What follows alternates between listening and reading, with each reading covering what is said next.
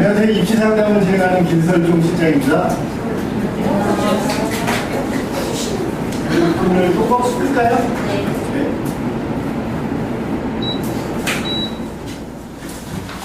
자, 어떻게 수학과 학습 전략 내용은 잘 들으셨나요? 많이 도움이 되셨나요? 네. 별로 안 되신 것 같은데. 자, 저는 이제 2027학년도 이제 대학 입시에 대해서 설명을 할 거고요. 우리 아이들은 이제 2026년에 고3이 되고 2027학년도에 이제 대입을 치르는 거죠. 2027학년도 하면은 뭐가 제일 생각나시죠? 현존하는 입시의 마지막이죠. 2028학년도서부터는 지금 이제 중2 아이들이 고등학교 올라갈 때 성적평가제가 이제 도입이 되고, 성적평가제가 도입이 되면서 교육과정도 바뀌게 되죠. 교육과정이 바뀌게 되면 수능이 바뀌겠죠. 우리 아이들은 이제 27학년도에 웬만하면은 한 방에 가야 되는 학년도이겠죠. 입시를 이제 큰아이가 있으신 분들은 아시겠지만은 일단 중3 부모님들이니까 기본적인 내용서부터 이제 짧게 설명을 드리겠습니다. 대학 능력서, 시험 능력 시험이 22년서부터 이제 바뀌었어요. 바뀌어가지고 아시는 분들은 아시겠지만 이제 국어라는 게 공통 독서 문학과 선택, 학법과 작곡과 언어와 면체 중에 선택을 해라. 이렇게 나라에서 시행을 하라고 해서 이렇게 시행이 되고 있죠. 수학도 이제 문과, 이과, 국이 폐지가 되면서 공통은 수원, 수투, 선택은 학통, 미적 기자 중에 선택을 해라. 이렇게 해서 여기서 이제 자율적으로 선택을 하고 있고요. 영어는 영어 원수 과목이고 한국사는 한국사고 탐구가 사탐이 9과목, 과탐이 총 8과목으로 해서 총 17개 중에 2과목만 선택해서 볼 수가 있습니다. 사탐을 2개 봐도 되고 과탐을 2개 봐도 되고 사탐, 과탐 하나씩 봐도 상관이 없습니다. 그게 이제 나라에서 정해진 거예요. 근데 어떤 문제점이 있었냐? 언어와 매체와 학법과 작문의 첫 해의 수능을 보니까 언어와 매체는 총 30% 정도의 인원이 선택을 했고 학법과 작문이 한 70% 정도의 인원을 선택을 했고 만점자 최고점의 점수 표준 점수가 2점 정도 차이가 났어요. 2점 정도. 그리고 실제로 학법과 작문이 엄청 많았죠. 이게 2점 정도. 그리고 원루사 볼 때는 심할 때는 7점 이상도 차이가 났었어요.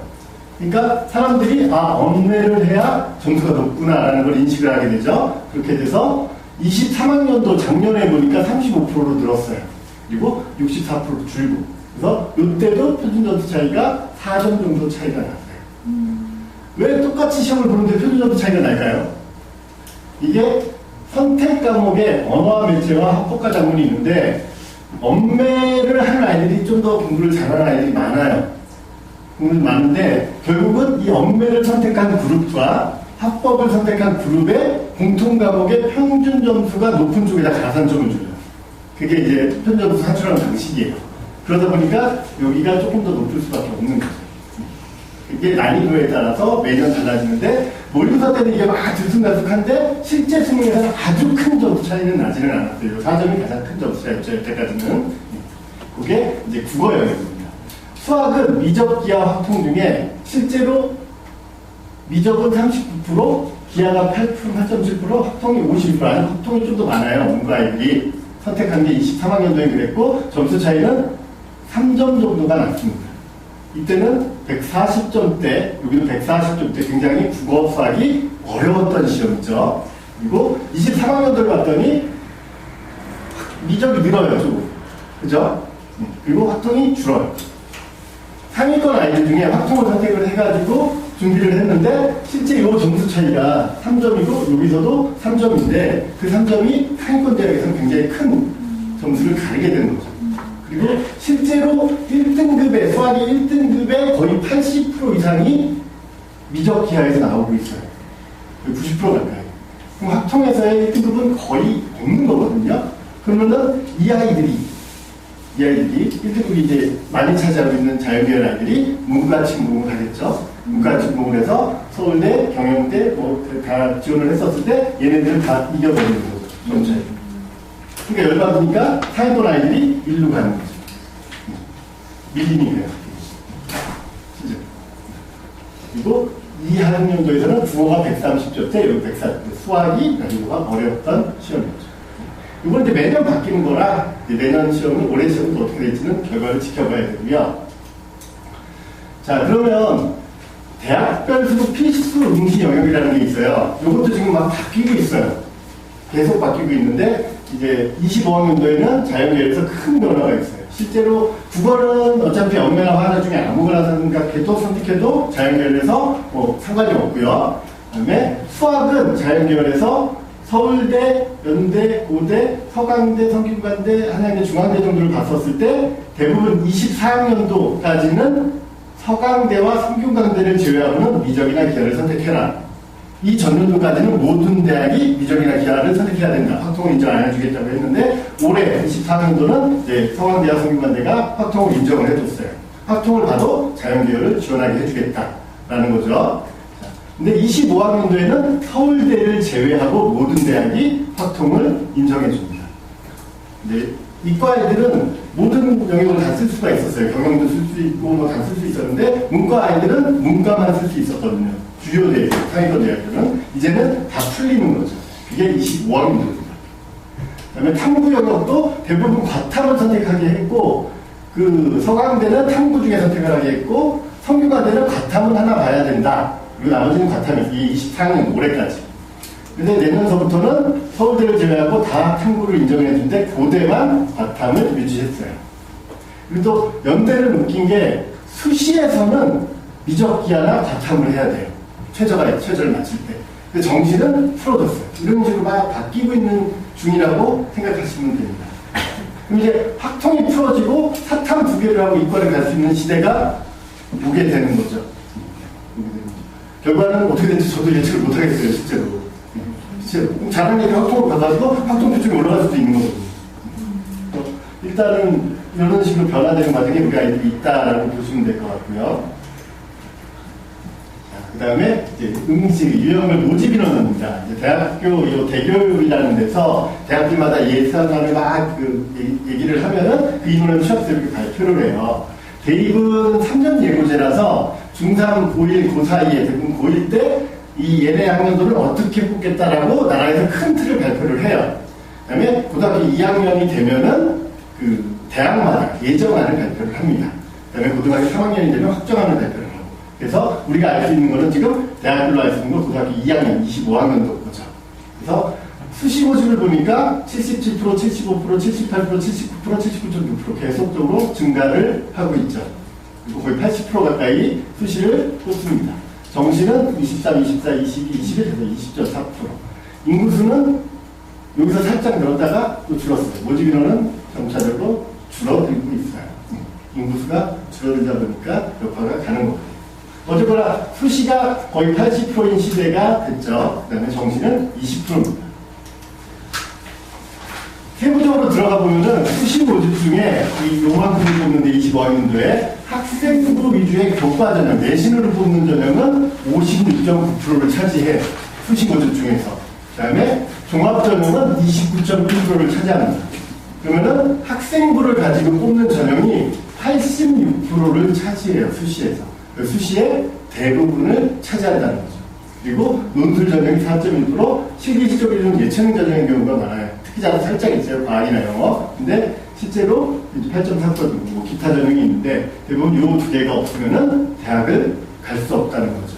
그래서 어쨌거나 내신과 학생부 활동을 꾸준히 잘 관리를 해줘야 되죠. 2학년 때까지는 그렇게 하셔야 됩니다. 정시는 대부분 이제 요 정시론 중에 수능 위주가 91.9%고 이때도 뭐 예체능이 있고 교과나 이런 특정 그 전형이 있는데 대부분 수능으로 뽑습니다.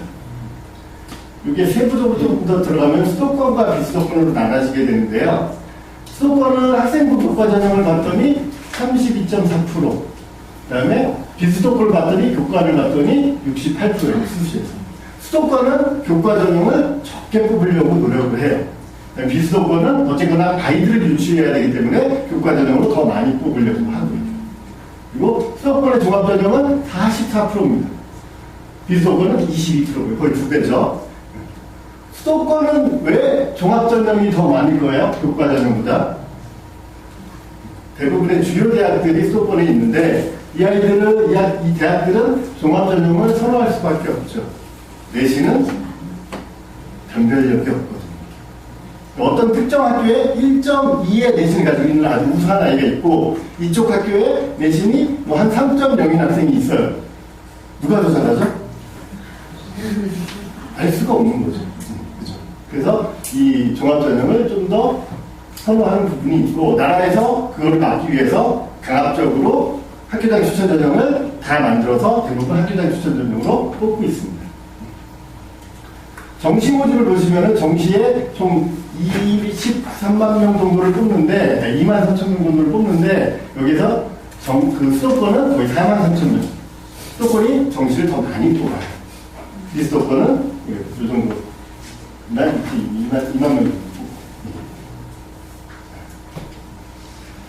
그럼 이제 우리가 궁금해하는 대학들을 보면 이제 서울대에서부터 대학 동국대전공성까지 전형을 한번 쭉 전형을 분석을 해봤어요. 교과, 종합, 논술, 실기, 정시입니다. 교과 전형을 봤더니 전국 단위로 봤었을 때는 45% 정도를 차지하거든요. 전체 정시까지 다 했을 때 45% 정도를 차지하는데 이 주요 대학은 교과가 11%죠.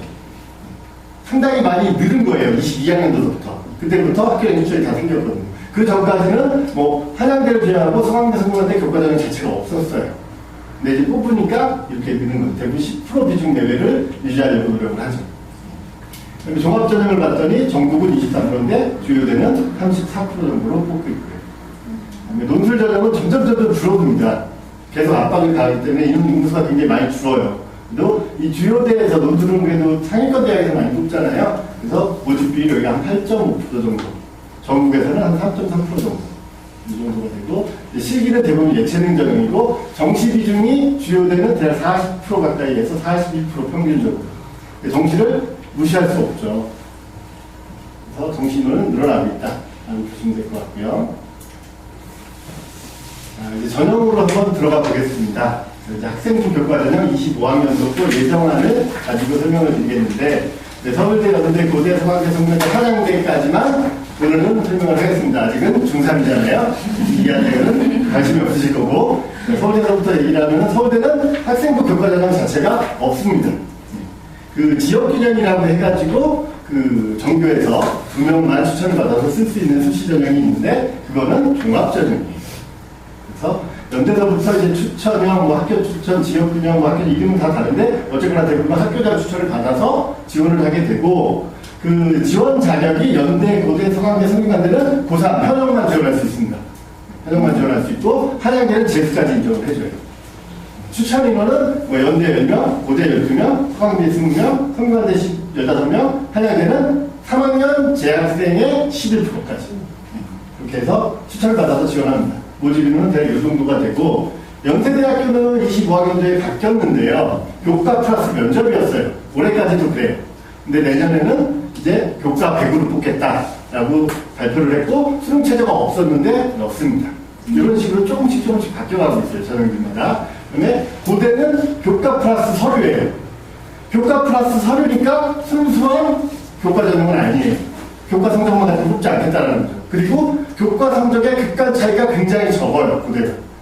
그래서 이 서류, 학교가 좋고 그다음에 활동을 잘하는 아이들을 뽑겠다라는 의지를 보여주는 거죠. 그래도 또 최저가 있습니다. 서강대는 교과 50에 비교과 10인데 이게 출결이에요. 그러다 보니까 거의 교과로 뽑는다라고 보시면 되고, 최저가 있고요. 성균관대는 교과랑 전체 과목에 정성평가가 들어갑니다. 그러니까 진로 선택 그런 것들도 다 본다는 거죠. 그래서 이것도 최저가 있고요. 한양대도 마찬가지. 이 교과 전형을 설명을 드릴 때, 교과 전형 생각하면 뭐가 가장 궁금하신가요? 이 대학들의 전형 결과가 제일 궁금하시죠? 그래서 요새는 잘 나옵니다. 나라에서 다 발표해줘요. 그래서 요 대학 어디가라는 사이트에 가시면은 여기 대입정보센터가 있습니다. 그래서 거기에서 전형 평가민 통계 기준을 보면은 여기서 22학년도서부터 23학년도가 다 발표가 돼 있어요. 거기에 있는 내용들을 수합해 봤더니, 일단 서울대가 없으니까 연대부터 보면 22년과 23년에 학생부 교과 전형의 50% 컷과 70% 컷입니다. 평균이 아니에요. 10명을 뽑았을 때 5등과 7등의 성적이에요. 모든 걸 7등의 성적을 보시면은 대략 1.3, 1.3, 여기 의예 과정 1, 1.3, 1.03, 1.04 이게 의예 거고 나머지 대학들은 대략 1점대 중반에서 초반 사이를 왔다 갔다 하는 걸 보실 수가 있죠. 연세대학교 교과 전형인데 생각보다 낮았어요. 전 이것보다 좀 높을 줄 알았거든요. 최저까지 없었는데 근데 연대는 면접을 봤었죠. 연대도 학교와 활동을 본다는 거죠. 그래서 생각보다 이 정도 수준이 나옵니다. 그리고 고려대학교는 최저가 있어요. 최저가 있고 없고의 차이점은 최저가 없을 때는 컷이 굉장히 올라가는 경향이 있어요. 최저가 없으니까. 왜냐면 전국에 있는 모든 고등학교에 내신은 탑인 아이들이 전국에 다 있겠죠. 근데 이 아이들의 수능 차이는 굉장히 심해요. 수도권과. 대부분 이제 최저학력 기준이 뭐 2합 5, 뭐 의대는 뭐 3합 4, 뭐 이런 식이 되는데 그걸 맞출 수 있는 지역이 한정이 돼 있어요. 그러면은 그걸 못 맞히는 아이들이 훨씬 많습니다. 근데 최저가 있을 때에는 컷이 연대보다 많이 낮다는 걸 보실 수가 있죠. 그리고 얘네들은 서류도 보죠. 그렇게 보시면 될 것 같습니다. 어쨌거나 그래도 1점대 내신이죠. 꿈의 내신이죠. 네, 서강대입니다. 서강대는 최저가 있고 서강대를 지원하는 아이들의 성적대는 대략 1점대 중반대 정도에서 합격권이 나오는 걸 볼 수가 있어요. 평균적으로. 성균관대도 마찬가지로 비슷하게 나오는데 과가 좀 낮은 과들은 2점대 초반까지도 유학동이나 한문학 이렇게 나오는 걸 보실 수가 있고 높은 과는 대략 이 정도가 나온다고 보시면 될 것 같아요. 성균관대도 최저가 있죠. 그 다음에 한양대입니다. 한양대는 잘 보시면 굉장히 높아요. 1.2, 1.132, 1.23 생명공학과예요. 1.23. 수능 최저가 없는 학교죠. 수능 최저가 없는 학교. 그런데 생명공학과를 다 들여다보면 1.13, 1.13, 1.97, 1.05예요. 2년치가. 자, 거의 2등급이 찾아보기 힘든 아이죠. 다 1이라는 거죠. 이 아이는 지방에 있는 국립의대를 지원을 하면 1차 합격권이에요. 1차가 아니라 그냥 최초 합격권이에요. 근데 이 아이는 왜 생명공학과를 썼을까요? 1.13인 이 아이는 1.3 정도가 돼도 지방 국립의대에 교과 전형으로 합격하는 사람이 꽤 많습니다. 근데 이 아이는 왜 1.13인데 의대를 안 가고 생명공학과에 갔을까요? 한양대를. 안전지원, 그럴 수도 있겠죠. 그렇죠. 자, 수시에 지원하는 기준을 생각을 해본 거가 있는데요. 수시에는 6개 대학을 지원을 하죠. 6개 대학과 6개 전형을 지원을 합니다. 수시를 지원하는 기준은 뭘까요? 기준은 지금부터 그걸 잘 생각하셔야 돼요. 수시를 지원하는 기준은 복잡하게 생각하실 필요 없이 내가 정시에 어느 정도의 대학을 갈 수 있는 겁니다. 그게 기준이에요. 그것보다 내가 수시에 여기를 쓸 수 있으면 여기 써야 되는 거고 여기를 써야 되면 고민을 해야 되는 거죠. 그죠? 이 아이는 1.13이면 성적상으로는 의대를 쓸 수가 있죠. 근데 정시에는 한양대 생명공학과를 가기 어려운 거죠. 최저도 못 맞추고요. 최저도. 그래서 이 굉장히 높은 전국에서 뽑는 거거든요. 근데 한양대가 25학년도부터는 최저를 도입합니다. 그럼 얘가 또 요동을 칠 수 있겠죠. 자, 건국대까지 갔었을 때는 대략 1점대 후반에서 2점대 초반까지의 성적대를 형성을 하는 걸 볼 수가 있겠죠. 자, 건국대를 갔었을 때 실제로 이제 1점대 중반이면서 내신을 그러니까 건대를 정시에 못 가는 아이들은 여기 쓰겠죠. 마찬가지로. 근데 평균대가 이 정도 선이 나온다는 거는 수도권에서는 1점대 아이들이 건국대를 절대로 쓰지 않는다는 거죠. 왜냐면 이미 정시에 그걸 뛰어넘는 경우들이 많기 때문에. 단국대까지 갔었을 때 1점대가 보이기 시작합니다. 갈시방이 보이죠? 단국대가 보이죠. 이게 이제 학생부 교과 전형의 특성이라고 보시면 될 것 같고요. 자, 종합전형입니다. 종합전형은 이제 서울대, 연대, 고대와 서강대, 성균관대, 한양대인데 이 성균관대와 한양대가 좀 이제 많이 요동을 치고 있어요. 원래는 융합형과 탐구형밖에 없었는데 이제 과학인재 전형을 신설을 해가지고 면접 보는 전형을 하나 신설을 했어요. 그리고 한양대는 그냥 하나였는데 세 가지로 분류를 했습니다. 그리고 면접형을 하나를 만들었고요. 어쨌거나 종합전형은 내신도 좋고 활동도 좋고 그 모든 게 다 완벽해야 이 주요대에 합격할 확률이 굉장히 높아지는데 그 내신 성적으로 뽑는 게 아니잖아요, 실제로. 그래서 뭐 1.2가 떨어지고 1.9가 합격할 수 있는 그 전형이 학생부 종합전형이라고 간단하게 생각하시면 됩니다. 근데 이제 대학들마다 아이들을 이제 유치하기 위해서 많이 노력을 하잖아요. 좋은 아이들을 선발을 해야 되는 게 일단 목표잖아요. 서울대, 연대, 고대는 좋은 아이들을 선발하기 위해서 엄청난 노력을 하지 않습니다. 좋은 아이들이 지원을 해요. 고르면 돼요. 어떻게 고르죠? 면접을 봅니다.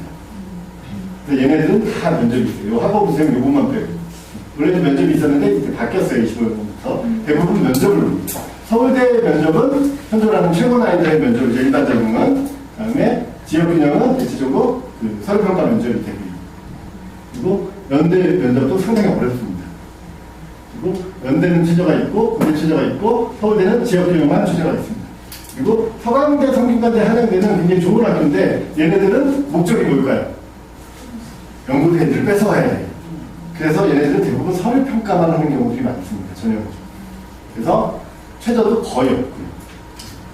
그래서 서강대나 성균관대에 이제 합격을 했는데 굉장히 불행한 아이들이 나오는 게 요 전형이죠. 납치됐다고 하죠. 나는 서강대를 9월 모의고사를 봐서 서강대가 정시 안 될 것 같아가지고 서강대 종합전형을 썼는데 수능을 다 맞아버리고 실제 그런 일들이 있었어요. 실제 그런 일들이. 좀 몇 년 전에 배경고에서 문과 아이가 수능 만점이 나왔죠. 근데 성균관대 합격했죠. 그렇다는 애들이 있습니다.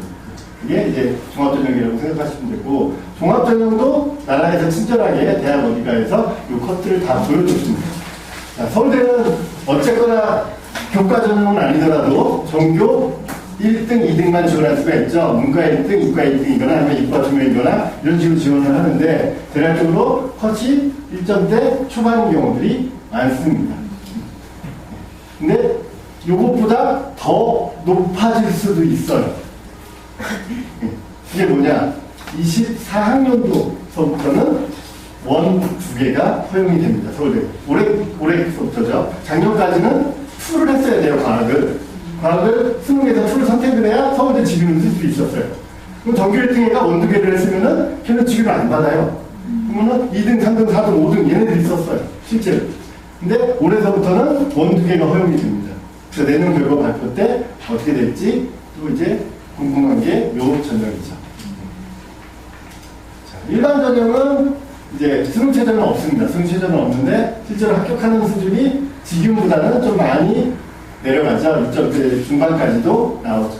일반 전형이라고 하는 거는 대부분 일반고만 쓰는 게 아니라 지금은 일반고 아이들이 많이 쓰는데 요거는 일반고가 쓰는 게 아니라 특목고, 자사고, 과고, 영재고 아이들이 다 쓰죠. 근데 평균 70%가 80%, 50%가 70%이 이 정도의 그 등급이 나온다는 건 특목고, 자사고, 과고, 영재고에서도 뛰어난 아이들만 지원할 수 있다는 거예요. 그러나 서류 평가를 하고 그다음에 심층 면접으로 수학, 과학 심층 면접을 보기 때문에. 자, 연세대학교 활동 우수형은 실제로 이 정도 수준의 내신을 보여줍니다. 1점대 중반서부터 2점대 중반까지. 종합전형도 이게 쉽지가 않아요, 실제로. 그리고 여기에서 나오는 이 70% 7등 안에 얘는 2.34 일반 고일리가 없어요. 3.4 일반 고일리가 없어요. 대부분 연대 종합을 썼을 때는 1점대 중반 왔다 갔다 활동에 따라서 활동이 좀 미약하면 1점대 초반으로 가야 되고 그런 게 학생부 활동 우수형. 학생부 종합전형은 학생부 비교과 전형이 아니에요. 내신도 봐요. 성적으로 환산하지 않을 뿐이지. 고대는 학업우수와 계열적합 두 가지를 뽑는데요. 학업우수는 이제 최저가 있어요. 그래서 일반고 아이들이 꽤 씁니다. 최저가 있는 전형에서는 일반고 아이들이 쓰고 대략 합격 선산이 1점대에서 2점대 이 사이로 왔다 갔다 넘나들고 있죠. 그리고 계열적합은 최저가 없어요. 최저가 없는 전형에는 과거 영재고 애들이 많이 물려요. 실제로. 그래서 컷이 많이 내려가는 걸 볼 수가 있죠. 종합전형의 특성입니다. 서강대도 대략 2점대에서 3점대 사이로 넓게 포진을 하고 있죠. 그리고 평균과대는 계열 모집과 학과 모집으로 나누는데 거의 비슷해요. 컷은. 한양대도 학생부 종합전형이 꽤 높아요. 거의 연대 교과랑 비슷하죠? 이 정도는. 어쨌거나 종합전형과 교과전형을 버릴 수는 없는 카드이기 때문에 2학년 때까지의 내신 관리는 필수예요. 내가 어느 대학에 갈지 모르기 때문에. 왜냐면 1학년 때, 2학년 때 모의고사를 보죠. 원래는 작년까지는 1년에 2번밖에 안 봤어요. 6월하고 11월. 근데 올해서부터는 다 보죠, 4번을. 4번, 8번을 봅니다. 1학년과 2학년. 근데 그 성적을 가지고 내가 어떤 대학에 갈 수 있을지는 몰라요. 왜 그러는지는 이따 뒤에 설명을 드릴 건데 3학년 때가 돼야 내가 정시에 어느 정도의 대학을 갈 수 있는가를 판단할 수 있어요. 그래서 2학년 때까지의 내신 관리는 필수가 되는 겁니다. 네? 학생부 종합전형을 어쨌거나 대비하기 위해서는 전공 연계 과목이라는 게 있죠. 왜냐면 이제 고등학교 올라가면은 1학년 때는 공통을 대부분 배우고 2학년이 되면서 일반 선택들을 많이 합니다.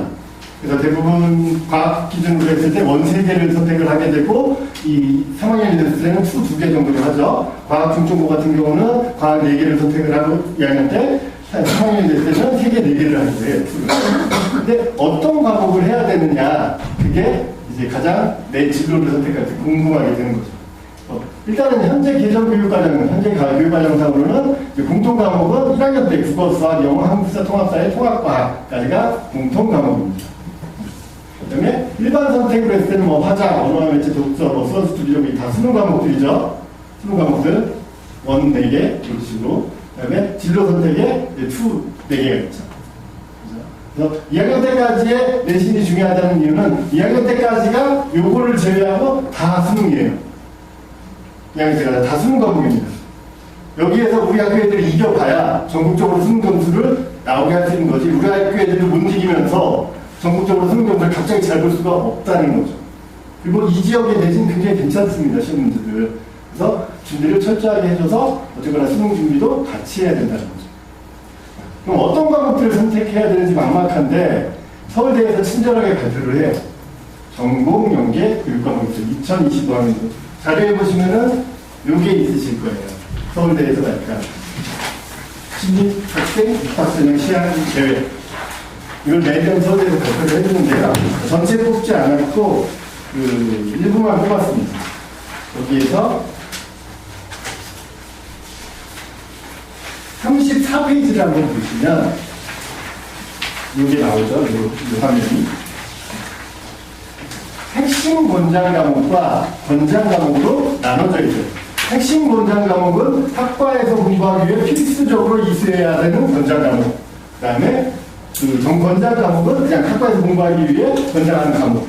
이건 중요하고 이것도 중요한 거예요. 네.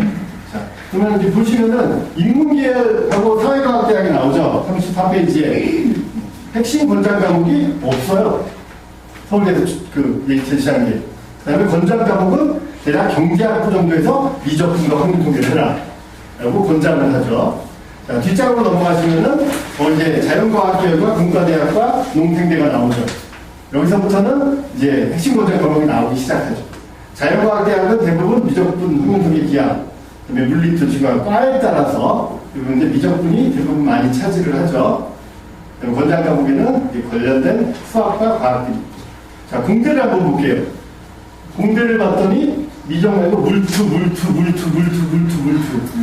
자, 공대를 왔는데 너는 왜 물투를 이수 안 했니? 그죠? 학생부 교과 전형에서는 큰 문제는 없어요. 서류평가가 안 들어가는 전형에서는. 학생부 종합 전형에서는 예전에 한 7, 8년 전인가 연대 설명회를 할 때 연대 입학처장이 한 말이에요. 너는 너희 학교에 물리투가 개설이 됐는데 왜 이수를 안 했니? 이런 아이는 평가를 좋게 할 수가 없다. 이거를 설명회에서 얘기를 해가지고 이거를 또 들은 사람들이 다 퍼뜨리고 그다음에 이제 학원 관계자들도 거기서 듣고서 물투해야 된다고 다 그랬는데 제 생각은 달랐어요. 연대를 갈 수 있는 애가 해야죠. 그렇지 않아요? 내가 내 등급이 막 5, 6등급인데 나 물투를 해야 돼. 그건 아니잖아요. 그렇습니다. 어쨌거나 권장 과목이 미적과 물투가 굉장히 많습니다. 공과대학. 한 장 더 넘겨보시면 사범대학이 있고 이제 수의 수의과대학과 약대와 의과대학이 가장 높은 대학들이 있습니다. 여기는 의외로 수의과대학은 생명과학 2가 그냥 핵심 원장 과목이고 약대는 화원 생원이에요. 그다음에 의대는 생명과학 1만 핵심 원장 과목입니다. 대신 권장 과목에는 생투, 미적학통기하 수학을 다 해요. 이렇게 되죠. 요게 이제 참고 자료가 돼야 지표가 되고, 그 선택을 하실 때는 이제 고민들을 많이 하시는데, 기본적으로 요걸 바탕으로 하고, 우리 아이가 이제 1학년 때가 되면은 1학기가 끝나갈 즈음에 2학년 때 거를 확정하고 3학년 때를 확정하고 이런 식으로 넘어가거든요. 그때 이제 과목을 자기 전공과 맞춰서, 대부분 이제 그 공대를 간다라고 한다면은 이제 물리를 반드시 하시는 게 그래도 좋아요. 3학년 때 갔었을 때, 이제, 내 성적이 너무 안 될 것 같다라면, 물리를 빼시더라도, 물리원 2학년 때까지 물리원을 하시는 게 좋고, 그 다음에 화학과 관련된 공대를 생각하시면은, 물리화학을 어쩔 수 없이 하는 게 아이한테 더 맞을 거예요. 근데 이제, 물화생이냐, 물화지냐, 이런 식으로 자기한테 맞는 걸 선택을 해야 되는 거죠. 그 다음에, 논술 전형입니다. 논술 전형은 이제 서울대는 없고, 고대가 논술 전형이 부활했습니다. 25학년도부터. 근데, 올해까지는 없어요, 논술에 부활을 시켰습니다. 그리고 연대만 최저가 없고, 한양대 최저 없고, 요 세 개는 최저가 있습니다. 논술 전형은, 내신 성적으로는, 특정부 교과나 종합으로는 요 주요 대학을 지원하기가 조금 불안하고, 근데 모의고사를 봤더니, 얘가 한양대 이상 정시에 갈 것 같은 거죠. 그죠? 그럼 이 아이는 일단은 논술 전형을 생각할 수밖에 없습니다. 그 이하 대학으로 갔었을 때도 대부분 내신이 3, 4등급 정도 나오는데 그 모의고사 성적으로 내가 그 중위권 대학, 수도권 중위권 대학에 그 합격권이 나오면은 그 아이는 이 대학 말고도 논술본 대학이 많거든요. 뭐 경희대, 건국대, 동국대, 광운대, 세종대, 단국대 이런 대학의 논술 전형을 그때 많이 생각하게 됩니다. 대부분의 아이들이 이 전형을 생각할 수밖에 없어요. 왜냐하면 3등급이라는 게, 학교 내신 3등급이라는 게 생각보다 상당히 어렵습니다. 그러니까 3등급이 23%까지거든요. 그럼 300명 정도 되는 아이들 중에 전교 60등 이내에 들어가야 되는 거예요. 2등급이 11%까지거든요. 11%까지면은 대략 26등 정도, 22등 정도까지. 그죠? 그래서, 33등입니다. 33명? 33명 정도까지. 그럼 그 사이에 아이들이 3등급의 아이들인데, 그거 바꾸서 여기에 종합을 쓸 수는 없으니까, 모의고사 성적이 잘 나오면은 논술을 쓰는 거죠. 논술을 준비하는 과정이나 이런 것들은 아직은 고민하지 않으셔도 됩니다. 저는 자연계열 기준으로 얘기했을 때, 논술은 모의고사에서 수학을 1등급을 계속 유지를 했었을 때, 이 대학의 논술 준비를 하라고 얘기했죠. 그것도 2학년 말에. 결국은 수학 실력으로 뽑는 거예요. 논술전형은 대학 어디에서 발표하지 않습니다. 대학 어디에 발표하지 않고 한양대에서 발표를 하는데 한양대 자료를 쭉 보면은 대략 22학년도까지 작년까지는 요 내신하고 논술 평균 점수를 알려줬어요. 근데 올해 들어가 봤더니 내신 평균을 발표를 안 했어요. 그리고 논술 평균 점수만 발표를 했습니다. 논술 평균 점수가 보니까 대략 요 정도 높은 데는 대략 90, 인문 쪽이죠. 자연계열은 대략 70, 낮을 때 60, 요 정도입니다. 그죠? 문제가 어려워서 그런 거예요. 애들이 못하는 게 아니라. 실제로 100점 만점에 요 정도의 난이도를 보여준다고 생각하시면 될 것 같아요. 자, 이제 정시입니다. 정시는 서울대서부터 한양대까지 봤었을 때, 서강대, 성균관대, 한양대는 수능 100으로 뽑아요. 다른 안 봅니다. 수능만 가지고 뽑는 거고요. 서울대, 연대, 고대는 서울대는 지규가 일반 전형으로 나눠졌어요. 작년부터. 이것도 지금 학교 추천 받아야 돼요. 그래서 쓰는 거고 1단계가 아니라 수능 유치과 교과 평가 40. 교과를 그 정성평가예요. 정량평가가 아니라 교수님이 세 분이서 이걸 보고서 A, B, C를 주는 걸 거예요. 그럼 그거의 평균에 따라서 점수가 나오는 거고 그 일반 전형은 1단계 수능으로 2배수를 뽑고 2단계에 교과 평가를 똑같이 20% 정도 들어가게 합니다. 연대는 수능 100으로 뽑아요. 근데 일부 과만 면접이 있어요. 그리고 고려대는 수능 100, 고려대가 교과 요전형이 새로 생겼어요. 24년도부터. 일반 전형이 수능 100이고 여기서는 교과 성적이 들어갑니다. 일부가. 그 다음에 가군, 나군, 다군에 대해서 뭐 간략하게 설명을 드리자면 이제 가군, 나군, 다군 원래 의미는 전형 기간의 차이입니다. 원서도 똑같이 해요. 전형 기간의 차이를 두고 이제 합격자 발표를 하게 되는데, 단순하게 생각하면 서울대가 나군이죠. 서울대가 나군이에요. 그럼 연고대가 어떻게 해야 되죠? 이걸 피해야죠. 그래서 가군이에요. 실제로 서울대가 가군 여자들도 있어요. 가군에서 나군을 옮겼거든요. 그럼 고대하고 연대가 또 바꿉니다. 요 바꿀 때 얘기를 해요. 학생들의 형평성 지원을 할 때 그걸 원활하게 하기 위해서라고 이제 좋게 얘기를 하죠. 어쨌거나 피하는 거죠. 자, 서강대는 나군이에요. 서강대는 나군. 어차피 서울대 쓰레기 우리한테 안 한다. 그래서 연고대들을 뺏어오자. 나군. 성균관대는 원래 가군, 나군만 뽑았었어요. 근데 25학년도에 다군을 신설을 했습니다. 이 다군이 아마 그 글로벌 바이오 메디컬이라는 거하고 아마 글로벌 리더인가 그쪽 자기네들 강한 거를 여기에서 얘들을 66명밖에 안 뽑아요. 다군. 오늘 뽑는 거죠. 원래 가군, 나군. 하나님께도 가군, 나군이었어요. 가군, 나군이라는 거는 연고대와 박치기를 시켜서 승부를 해볼 만한 과, 그리고 그렇지 않은 과. 그렇게 해서 얘네들은 전략적으로 그렇게 하는 거예요. 중앙대가 전통적으로 다군을 뽑거든요. 근데 중앙대는 꽤 괜찮은 과를 다군에서 뽑아요. 경영학과하고 소프트웨어랑 전기전자. 그래서 다군을 뽑습니다. 모집이라도 꽤 많이 뽑아요. 뭐 90명 막 이렇게 뽑았어요. 근데 10바퀴가 넘게 돌아요. 실제로 서울대, 연대, 고대, 서강대, 성균관대, 한양대를 써놓고 나서 다군에 쓸 수 있는 대학 중에 제일 높은 대학은 의대를 제외하고는 중대대입니다. 그러면 얘네들이 가군, 나군, 다군을 여기다 다 써놓는 거죠. 여기 다 몰려요. 경쟁률도 많아요. 근데 1차 합격한 애들은 한 명도 등록 안 해요. 2차, 3차까지도 거의 등록 안 해요. 이렇게 돌아요. 1000몇 명까지 정년이 돌았죠. 그렇게 해서 이렇게. 근데 한양 성균관대학이 그걸 노리는 건지 어쨌거나 다군을 신설을 했습니다. 정시는 서울대 자료를 보니까 합격하는 아이들의 평균, 작년까지는 되게 잘 보여줬어요. 이 과목별 다 성적 70% 컷에 과목별 100분위하고 평균 100분위하고 영어 등급까지 보여줬거든요. 근데 봤더니 이렇게 그냥 하나만 보여줬어요. 평균 100분위 평균. 그다음에 이게 지역균형과 일반 두 개를 나눠줬죠. 자, 보시면은 서울대에 합격한 아이들의 평균이 대략 이렇게 96, 96, 뭐 이렇게 나오죠. 실제로 여기서 보면 의예과 99.17. 자, 요게 요 과목들의 100분위 평균이에요. 영어는 100분위가 없으니까 국어, 수학, 탐구의 100분위 평균입니다.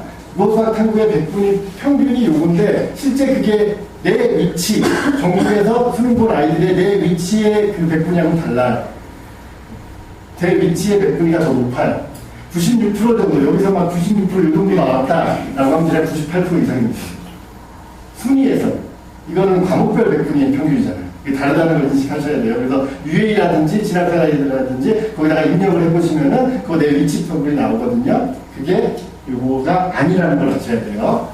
그래서 가끔씩 착오를 하셔가지고 이제 원서 점수를 잘못하시는 경우가 있어서 네, 설명을 드리고요. 그래도 대략 98, 97, 요 정도의 서울대입니다. 자, 연세대학교에 가니까 연세대학교는 올해 똑같이 이렇게 발표했는데 영어 등급을 발표했어요. 연대는. 왜 연대는 영어에 자신이 있거든요. 연대는 영어가 2등급이 나오면 지원하기가 상당히 어려운 학교가 됩니다. 다른 대학들은 영어가 등급까지 점수가 크지가 않아요. 1등급, 2등급까지가. 근데 연대는 1등급, 2등급 차이가 5점 정도 나고 3등급 받아들이면 12.5점이 차이가 나요. 그러니까 여기서 감점이 커지는 거죠. 어쨌거나 연대 수준에서는 대략 이 정도의 100분위. 의대는 99.4가 나왔죠. 서울대보다 높네요. 왜 높을까요? 원두개를 했어요. 서울대는 수를 하나 이렇게. 내년에는 또 바뀔 수는 있겠죠. 연대가 유일하게 연대 의대는 충원이 돼요. 뭐, 왜 연대 의대를 학교인데 왜 등록을 안 했냐? 서울대를 썼겠죠? 서울대로 가는 아들들이 여기서 충원이 돼요. 서울대 같이 했으니까. 고려대학교 가면은 대략 95% 선, 93% 선, 94% 선. 이렇게 되고, 영어가 의외로 이때 재작년이죠. 재작년에 2등급이 꽤 많아요. 그때 영어 되게 어려웠거든요. 1등급이 별로 없었어요. 그래서 2등급도 합격한 사람들이 꽤 많았습니다. 그리고 이제 서강대학교. 소방대학교 가니까 이제 90% 초반대로 갔죠. 90% 초반대로 갔었을 때가 요즘 70% 커트 정도가 될 것 같습니다. 성균관대도 90% 초반에서 높은 과들은 이제 95, 96을 보여주고 있고, 이제 한양대도 높은 데는 94, 이 정도 되고 낮은 데는 과에 따라서 90대 초반 정도 선에서 학교권이 나오고 있습니다. 이게 이제 실제 수능을 봤었을 때 내 위치가 나오는 걸 볼 수가 있는데, 제가 이제 마지막으로 이제 드리고 싶은 말은 이건데요. 수능 점수가 내가 대학을 정시에 어떻게 갈 수 있을지를 알기가 힘들다라고 말씀드린 게 이런 내용이에요. 8번의 모의고사를 보겠죠, 우리 아이들은. 8번의 모의고사를 보면은 시험을 볼 때마다 성적표라는 게 나오죠. 학교에서 나오는 성적표가 나오는데, 그게 이제 전국 단위로 이제 A4 차지하고 나옵니다. 그리고 모든 학년들까지 다 나와요. 번호별로 쭉 해가지고 엑셀이. 큰아이가 있으신 분은 성적표를 받아보셨을 수도 있는데, 거기서 그걸 볼 수가 있고. 그 다음에 우리 학교, 우리 반 등수가 나와요. 그리고 우리 학교 등수도 나와요. 전교 등수. 그리고 옆에 과목별로 전국 100분위가 나와요. 나는 뭐 수학 98%, 상위 2% 이런 게 나와요. 그 옆에 보면은 조합 100분위까지 나와요. 그 수학평도 국어수학평도 해가지고 96%. 그럼 상위 4% 이내에 드는 아이. 그게 나옵니다. 그래서 그거를 자기 성적이라 생각을 하죠. 자기 성적이니까요. 근데 3학년이 돼가지고 왜 정시가 그렇게 어려운가는 이런 차이점이 있어요. 22학년도 수능, 23학년도 수능의 응시 인원입니다. 이거는 올해 진행 중이고요. 22학년도에 수능해 봤더니 3월달 모의고사를 34만 6,950명 정도가 봤어요. 그리고 작년에는 30만 명 정도가 시험을 봤습니다. 여기까지는 교육청 모의고사죠. 교육청 모의고사는 우리끼리 봅니다. 같은 학년끼리. 그리고 4월달 모의고사도 교육청 모의고사죠. 근데 어디서 차이가 나죠? 6월달에. 그럼 얘네가 들어오네요. N수생 검정고시. 6월달에 5만 7천 명 정도가 들어왔어요. 재작년에. 작년에는 6만 5천 명 정도가 들어왔어요. 자, 우리끼리 이렇게 시험을 보는데 6만 5천 명 정도의 내생이 같이 시험을 봐요. 그럼 이렇게 시험 보는 아이들이 달라지죠. 내치가 된 이 정도 있었는데 예상하고 있잖아요. 옆에 모의고사 봤으니까 전국 등수. 근데 6만 5천 명의 아이들이 투입이 되면서 다 내리치로 들어와요. 근데 배분이 확 올라가겠죠? 그럴 리가 없잖아요. 얘네들이 그 안에 섞여 들어와요. 그 내리치가 흔들려요. 이런 모의고사를 봤는데, 나 시험 괜찮게 본 것 같아. 근데 백분위가 떨어질 수가 있는 거죠. 그리고 평가원 시험입니다. 평가원. 평가원 시험은 성적표가 굉장히 불친절해요. 이전까지 교육청에서 받아봤던 거하고 달라요. 그냥 과목별로 표준점수 100분이 등급마다 나와요. 그럼 이걸 가지고 제가 어디 있는지 모르죠. 그래서 이제 유해라든지 지나가는지 이렇게 보면 내리치가 나오는 거죠. 그래서 첫 번째가 6월 모의고사. 6월 모의고사가 재수생들이 들어오기는 하지만 이때의 재수생들은 생각보다 물론 잘하는 게 있어요. 근데 다 잘하는 건 아니거든요. 그리고 이때 6월 모의고사의 재수생들은 공부한 기간이 짧아요. 왜 재수생들 공부한 기간이 짧죠? 자, 11월 중순에 시험을 봅니다. 11월 중순에 딱 시험 봤더니 나는 이건 망했어. 내일부터 다시 수능 공부. 하는 애들이 몇 명이나 됐어요. 일단 끝났잖아요. 수시 써놨죠? 기다려요. 안 됐어요. 정시 썼죠? 안 됐어요. 그 다음에 추가 모집도 한번 해봤어. 안 됐어요. 그럼 2월 중순, 2월 말입니다. 그럼 11월 중순부터 12월, 1월, 2월 3개월 동안 얘는 기다림의 시간을 가졌죠. 그죠? 그럼 이 아이한테 11월 달에 본 수능 시험지를 좀 똑같이 풀까요? 다시 해야 돼요. 본격적으로 공부한 건 3월, 4월, 5월 세 달 공부하고 6월 모의고사 본 겁니다. 근데 뚜껑을 재수생들이 더 잘 봐요. 네. 결정적인 차이는 얘네들은 학교를 갈 거예요. 재학생들은 학교를 가야 돼요. 중간고사죠. 6월 달에가 가장 힘든 시기입니다. 고3에서. 겨울방학 동안에 공부를 이제 2학년 달까지 가고 나서 공부를 하던 애들도 공부를 하지만 공부를 안 하던 아이들도 나 이러면 안 되겠구나 생각하고 겨울방학 때 그래도 공부를 해요. 공부를 하고 3월 모의고사 보고 3월 모의고사 보고 4월 모의고사 보고 중간고사 보고 그러고 나서 6월 모의고사 매달 시험이에요. 거의 2, 3주간이고서 굉장히 피폐해진 상태에서 6월 모의고사를 보는데 나는 3월 태어나서 처음으로 평가원 시험을 보는 거죠. 긴장도 하는 거죠.